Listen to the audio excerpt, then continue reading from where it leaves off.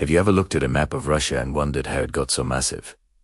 I mean, it stretches across 11 time zones. A huge part of that expansion story is a dramatic, often overlooked chapter of history.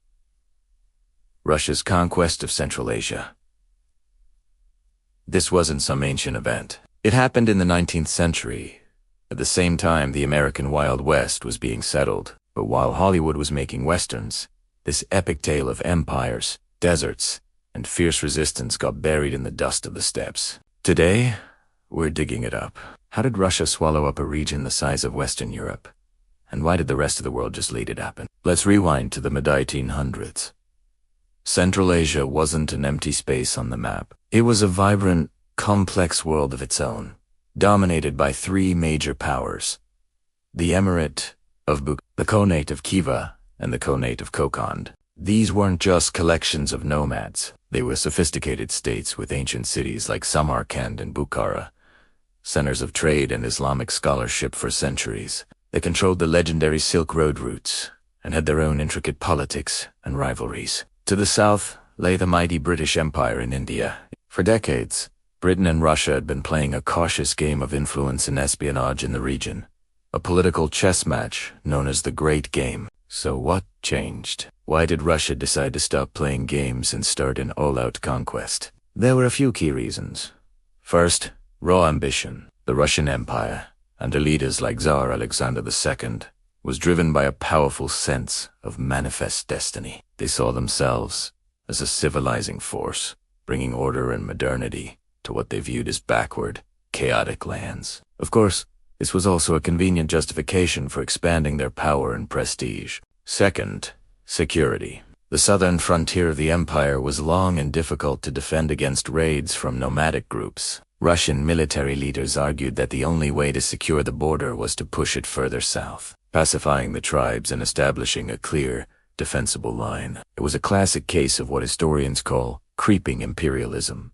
One small step for security leads to another, and another, until you've accidentally conquered a continent. And third, economics. Central Asia was a tantalizing prize. It was a potential market for Russian manufactured goods, and more importantly, it could grow cotton. This became crucial after the American Civil War broke out in 1861, cutting off the supply of American cotton to Russian textile mills. The need for a new, reliable source of cotton gave the push for conquest a powerful economic engine. The Russian advance began in earnest in the 1860s. It wasn't a single, massive invasion, but a series of campaigns, often led by ambitious generals on the ground who sometimes acted without direct orders from the capital. In St. Petersburg, the first major city to fall, was Tashkent in 1865.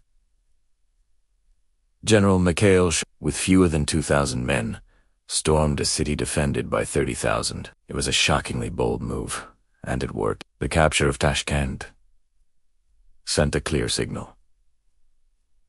Russia was here to stay. The armies of the Central Asian khanates fought back bravely, but they were at a massive technological disadvantage. The Russians had modern rifles, artillery, and a well-organized, professional military. The khanates' armies were often feudal levies, armed with older weapons and lacking the discipline and logistics of their opponents.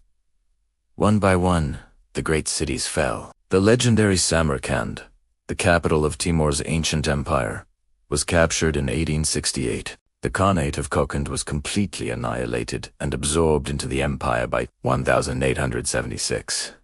Khiva and Bukhara were forced to become protectorates, technically independent but completely under Russian control.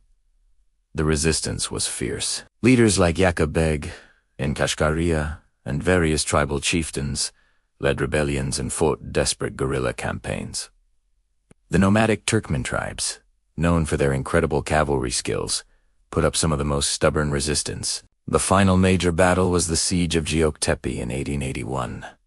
After a brutal 3-week siege, Russian General Mikhail Skobelev, known as the White General, stormed the fortress. The aftermath was horrific, a massacre that broke the back of Turkmen resistance and cemented Russian control over the entire region. So, where was the rest of the world while all this was happening? Specifically, where was Great Britain, Russia's great rival? This is the most fascinating part of the story. Britain was watching, and they were worried. Every Russian advance south was seen as a potential threat to India, the jewel in the crown of the British Empire. Diplomats in London and St. Petersburg exchanged angry notes, spies were sent, and newspapers whipped up fears of an impending clash of titans. But it never came to a full-blown war. Why? For one, geography. The terrain between Russian Central Asia and British India was some of the most inhospitable on earth. The Pamir and Hindu Kush mountains, the roof of the world.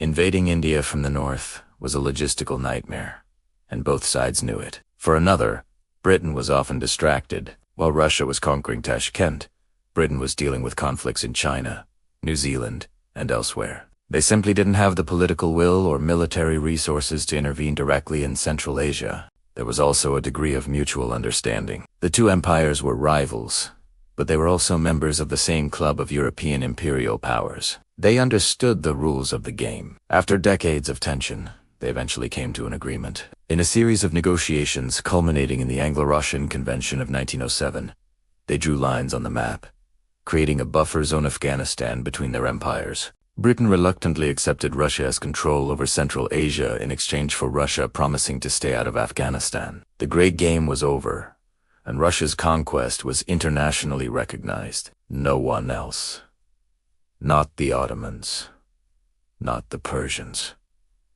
and certainly not any other European power, had the ability or the inclination to stop them. The Russian conquest completely reshaped Central Asia. The old khanates were gone, replaced by a new colonial administration. The Russians built new cities, laid down railways, like the Trans-Caspian Railway, and fundamentally altered the economy, orienting it towards serving the needs of the Russian Empire, particularly cotton production. They suppressed local customs, settled Russian and Ukrainian peasants in the region, and tried to impose a new order. This era of Russian rule would last until the collapse of the Soviet Union in 1990, when the 5 Central Asian republics, Kazakhstan, Kyrgyzstan, Tajikistan, Turkmenistan, and Uzbekistan, finally gained their independence. But the legacy of this 19th century conquest is still visible everywhere today, in the language, the architecture, the politics, and the complex relationship these countries still have with their massive northern neighbor. The story of how Russia conquered Central Asia isn't just a forgotten chapter of imperial history. It's the foundation of the modern map of an entire region of the world. It's a powerful reminder of how ambition, technology, and geopolitical calculus can redraw borders and decide the fate of millions. Thanks so much for watching. If you found this piece of hidden history interesting, be sure to hit that like button and subscribe for more deep dives into the stories that shaped our world. See you next time.